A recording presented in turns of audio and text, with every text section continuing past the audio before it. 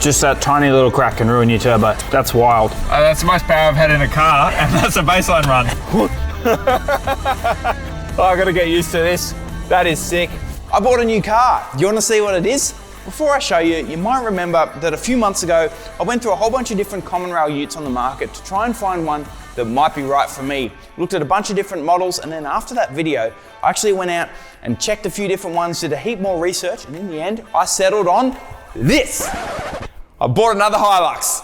Now, I know what you're thinking. Did you seriously just go and buy another Hilux? How about you try something different? Well, the three main reasons I decided on a Hilux are, firstly, I wanted a modern-ish common rail that's indicative of what a lot of you guys out there have on the market for a reasonable budget.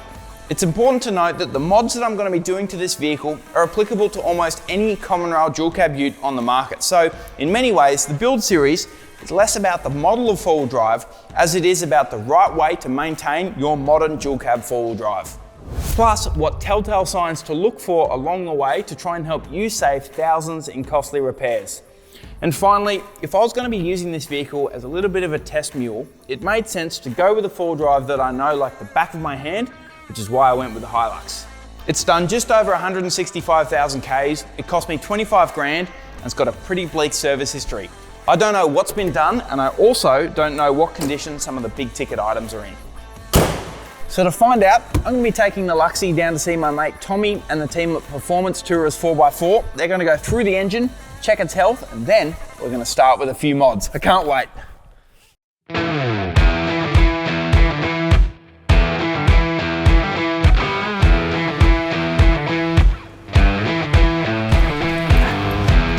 G'day mate, how are you? How you been, alright? Good. Here's what we want to achieve today. First things first, we want to see what condition the engine and the vehicle is in. Secondly, we're then going to see what we need to do to get it reliable. Then we're going to look at a whole bunch of tips and tricks you need to know to get the most out of your common rail ute. And after that, if the vehicle's all sweet, we want to see if we can get some power out of it. First things first, let's get it up on the hoist and see what's going on underneath. We're just going through the driveline, servicing all the oils, checking unis and stuff like that. Tell you what, it's actually in pretty good condition. I think we might be onto a winner, but next up, I'm going to drop it back down and then Tommy's going to hook in and check things like the injectors and stuff like that. And they're the more expensive ones, so I'm hoping they'll be all right. The N70 is in surprisingly good nick for having 160,000 Ks on the clock.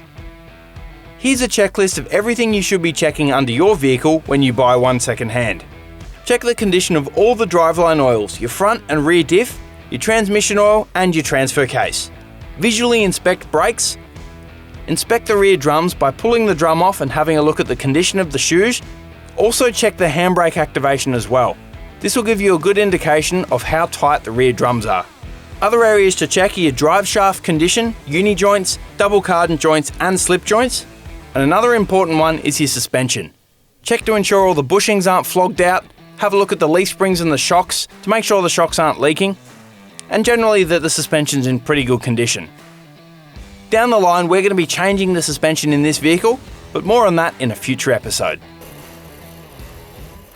So probably the first thing that I've noticed straight away is there's a high tide line here on the coolant bottle, and you can also see there's a little bit of a telltale down here with coolant stripped over the back. We had a look at the service sticker. It was only 1,000 Ks ago that this was serviced previously, so I dare say what has happened here is somebody's either changed the coolant or topped up the coolant and They've gone too high. Yeah, they've gone too high, and you can see there's a bit of coolant's more than likely spewed out of that, so we'll probably test the coolant as well to make sure that's up to scratch.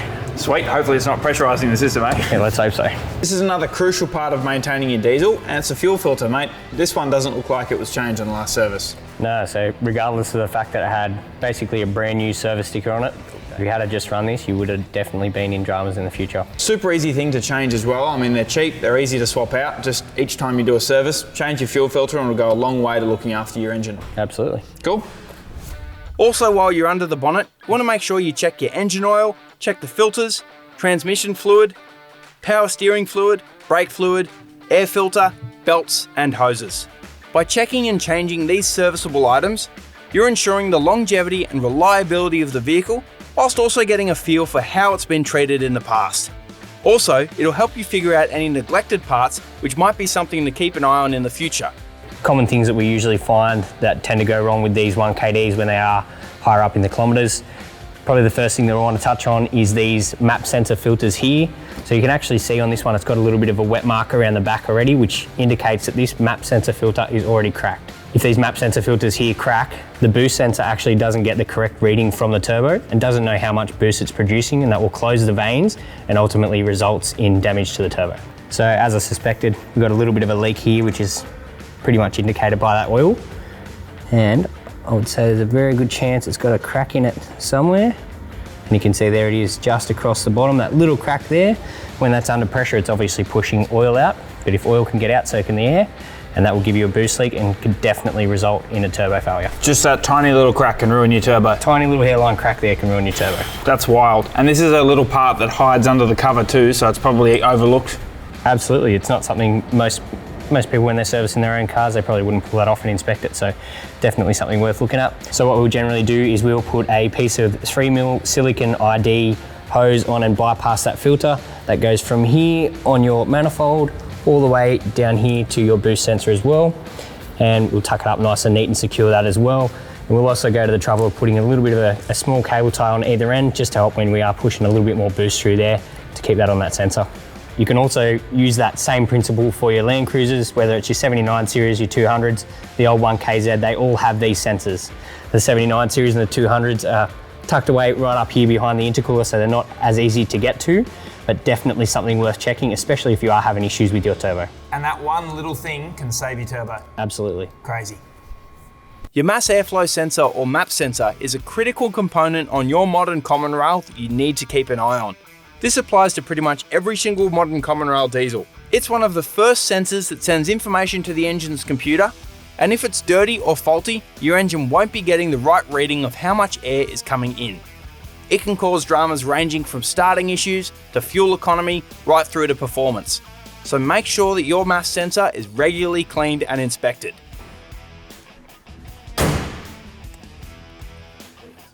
So the next thing we want to check is to jump into talking to the factory computer. And mate, what's going on here? Because there's a lot of numbers and things here. Talk us through what's happening. Yeah mate, what we've done here is we've plugged in our scan tool, which is a snap-on Trident.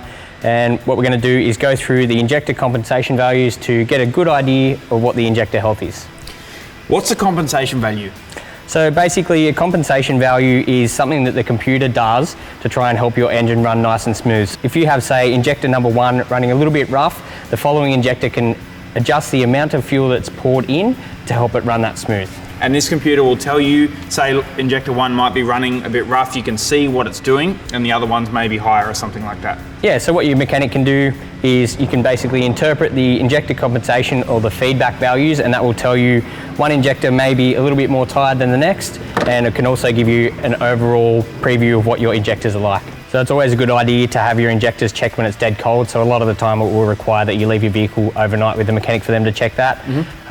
We also check them hot as well, because that can give you a better idea of what the solenoid condition is on the injector. You can see from these ones here, they're nice and healthy. Our allowed value is around that 2.5 plus or minus. Anywhere above 2 we generally say is not too healthy to tune your car. So we're realistically looking for anything in the range of 0 to 2 is pretty much acceptable. And these ones are all sweet to go. Mate, you're good to go. Let's roll on the dyno. Cool.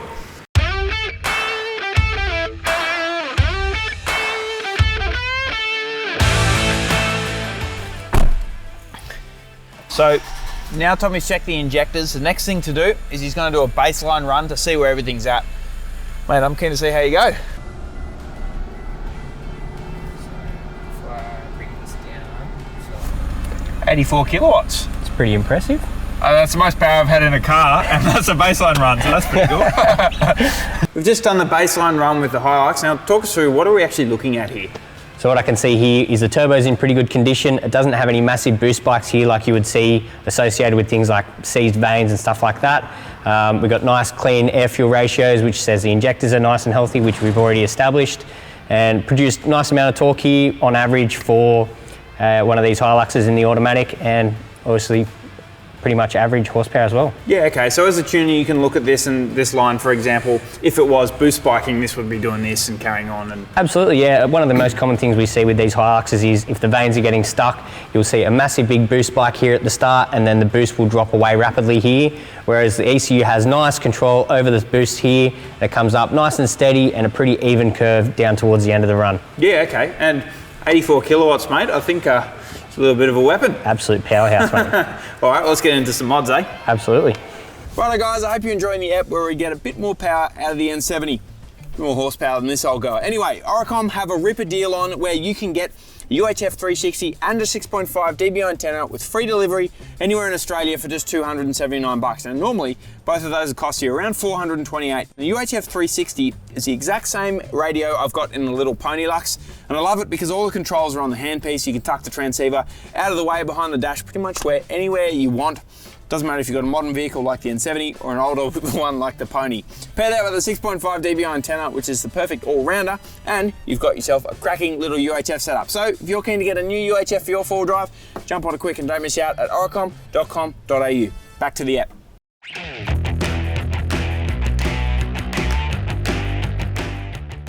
With this Hilux, I want to be able to get a bit of power out of the engine, but above all, it needs to be reliable. Keep in mind, I want to build this to be like what a lot of you guys have at home. It needs to get me to work Monday to Friday. I want to be able to take it out on the weekends with some mates. I want to be able to tow my boat around, and it's also going to be going on big touring trips with the boys where we'll be doing thousands of kilometers in the middle of nowhere, which means I can't have it let me down. Which is why, no matter what sort of power you're chasing out of your modern common rail diesel, it's important to have the right supporting mods. Got a whole bunch of gear here from the team up at Psycho. Now, Psycho are the go-to guys when it comes to anything N70 performance, which is why I've gone to them, because they've got a whole bunch of quality gear we're going to be putting on the vehicle, such as this front mount intercooler. It uses a PWR core. The piping is ready to bolt straight in. They've even sent a little radiator plate. All the kit is super easy to install, and we've got a custom airbox and a 4-inch snorkel as well. I reckon this is going to look unreal. Let's get it in. First things first, everything that's being replaced has to be removed. The top mount intercooler and its piping is first up, then it's out with the old airbox. Once everything's out, it's time for the exciting part, putting all the new shiny gear in. The Psycho stainless snorkel comes with an installation template to line everything up. Make sure before you drill the hole, you tape up the guard so that your drill bit and your hole saw doesn't walk up the guard and throw swarf around the paint, ruining the paint around the snorkel. The front mounted intercooler comes with everything you need to mount the unit in for an easy install. Basically just plug and play with beautiful piping to suit. But just before we get the piping plumbed in, let's have a closer look at the inlet manifold. We've just pulled the inlet manifold off the engine and you can see here how caked it is. Mate, what actually causes this and why is it a problem?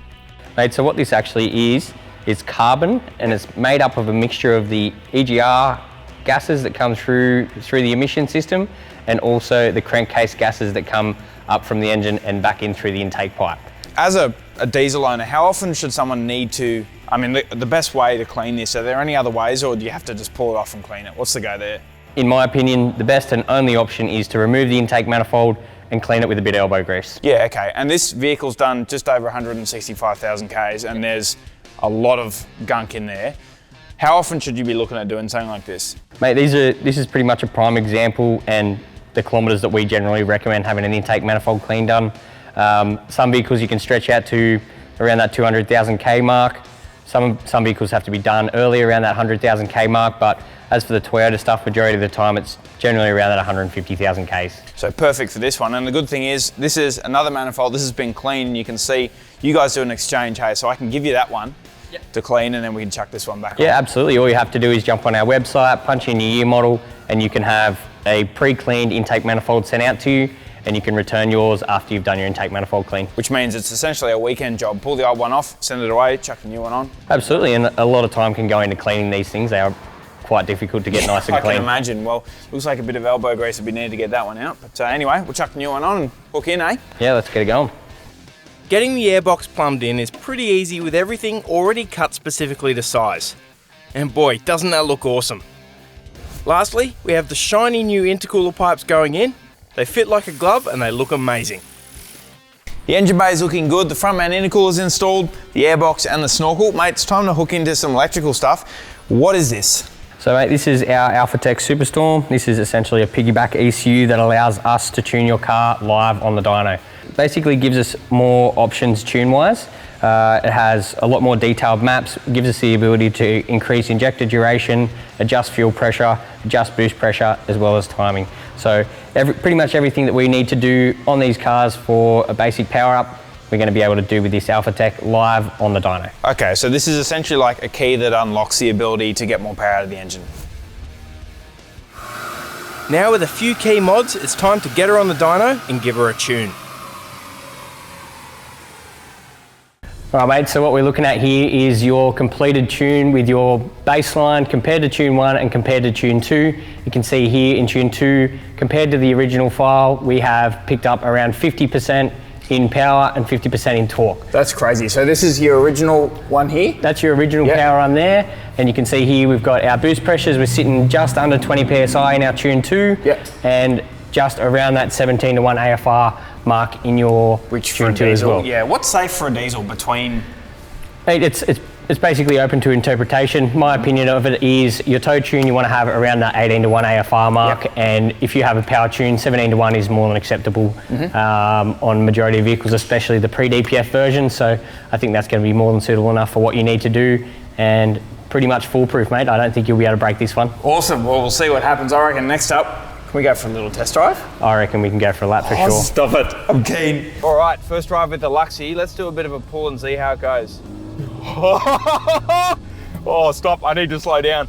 That is insane. I'll do that again. The torque is just right. Oh, wow. It's a different, like I've never had a full drive with power before. And I mean, I know there's bigger horsepower vehicles out there, but that is sick. Oh, that's so cool. One more time. The torque is just instantly there. That is awesome. Mate, it is insane the difference from driving it in here to just going for a test drive then. I don't think I got to wipe the smile off my face the whole way home. And I guess the crazy thing was it was so smooth through the rev range as well, which I guess is what you were saying. It's not full on power, you know, from nowhere. It's nice and smooth. What's the go there? But it's basically one of our biggest intentions is we want the drivability to still be there. There's no point in getting in the car and driving like an absolute two-stroke and the automatic transmission shifting erratic and that sort of stuff. So we like a smooth, good power delivery and nice tapering off in the end so we can keep those air-fuel ratios nice and clean. So it's got to be reliable, which I reckon you've absolutely done, and you've got to be able to tour out of it with that power. I reckon I'm going to be absolutely loving driving this thing around. So, mate, thank you so much, and thanks to the team. I reckon I'll probably be back down here one day, though, to maybe see if we can taste a bit more power out of it. What do you reckon? So, mate. Let's do it. Cheers, mate. Catch ya. All right, we're back at the workshop. There's one more thing that I want to do to the N70 before we round out episode 1. And I noticed in the question and answer, Tommy said that fitting an aftermarket exhaust is a good idea just to help bring the EGTs down a bit more. So I decided to get a call out to the team up at Torque It, and they've sent me down an N70 Torque It exhaust. So I'm going to rip the old one off, chuck the nice new shiny Torque It one on. First things first, before you remove your old exhaust, it's a smart idea just to give the bolts a good soaking in penetrant spray.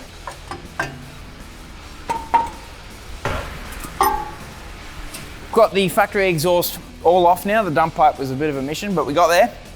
Now it's time to chuck the nice shiny Torque It one on. You can see it's much nicer quality.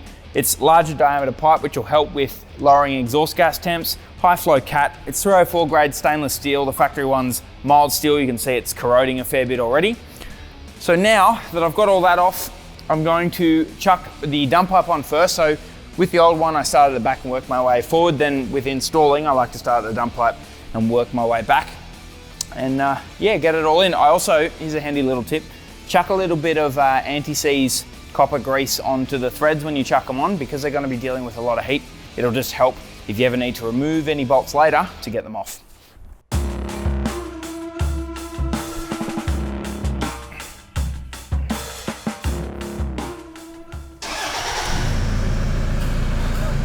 Ooh.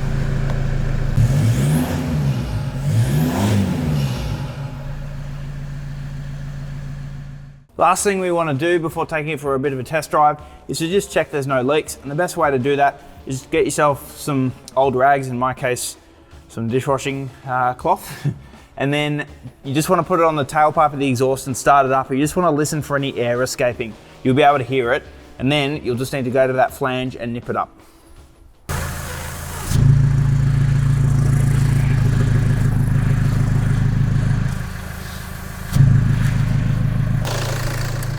Oh man, it's sounding so good, and there's not a leak in the exhaust, which means I must have done something right. Let's go for a test drive. Tell you what, I'm stoked with the drivability of this vehicle, and we're only just getting started. The good thing is that torqued exhaust, it's got a real nice note, so with the window down, if I want to listen to it when I give it a go, that sounds mint. But then if I'm doing a longer trip, wind the window up, and there's not that in-cab drone, which means it's perfect for a long distance tourer.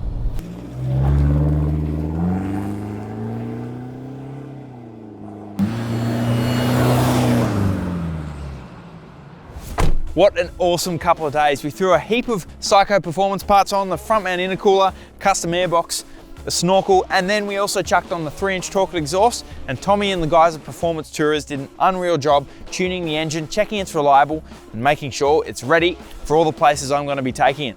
Now obviously we're only just getting started with this vehicle, we've got heaps more to do, so if you've got any suggestions of what you'd like to see, or you've got any questions that you want to know about building your own dual cab ute at home, chuck them in the comments below and I'll be sure to check them out, whether that be from suspension, to 12 volt, to bar work, to tyres, even to performance. Let us know and I'll be sure to check them out for next time. And of course, a big thank you to Tommy and the whole team out at Performance Tourers 4x4 for all their hard work. Make sure you keep an eye on all our social media pages for the next stage of the N70 build. Thanks for watching. I'll catch you next time.